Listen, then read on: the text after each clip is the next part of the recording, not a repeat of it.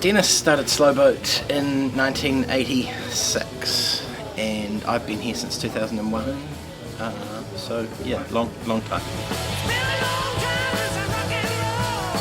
I mean, it's just something that I've always been interested in. I've always bought records, even when the industry sort of shifted towards CDs. I just kind of liked records. I liked the tactile nature of them. I like the size of the cover art. There's something sort of weirdly, almost sort of magical about dropping a needle onto a piece of plastic that's got stuff scraped into it, and that it makes this kind of quite amazing sound.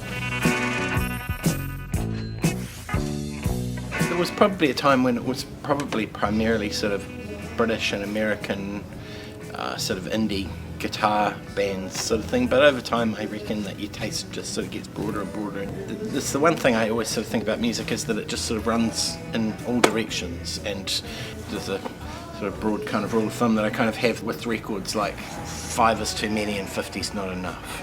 Even now that you have access to the entire history of music online, either you have streaming services, or you can pay for a download, or you can buy a CD. Like, it's almost like there are tiered price entry points, and records are expensive now, so one of the things that you see with some people is they're going back to CDs if they still want to have a physical, tangible item.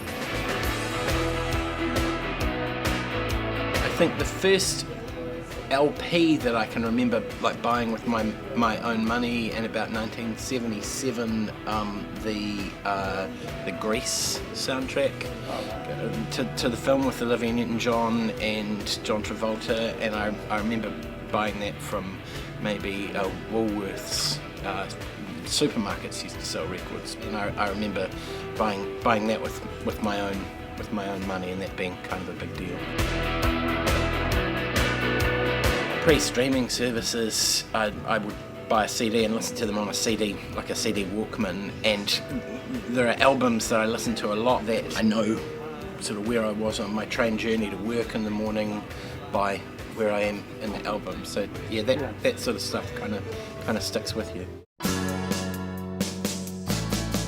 Yeah, well, I think they sort of all are in a sort of funny kind of way. I mean, there are things that you have records that you know, there are some records that are really valuable now, and there are some records that are, you know, worthless in a market sense, but they have a lot of meaning to you. I've got some things that are signed by people that are a kind of big deal for me. The Smiths were a really big band for me.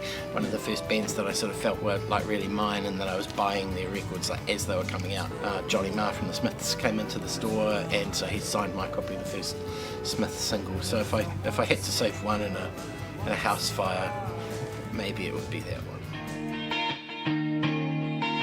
Well, it's probably not, you know, like doing the GST and all that sort of functional stuff, but I think that probably is it. I think that sense of kind of community. We've had some pretty extraordinary in-store performances here. We've had people like Neil Finn and Dave Dobbin and Courtney Barnett, Nadia Reid. I always sort of think of that sort of better work stories thing with you.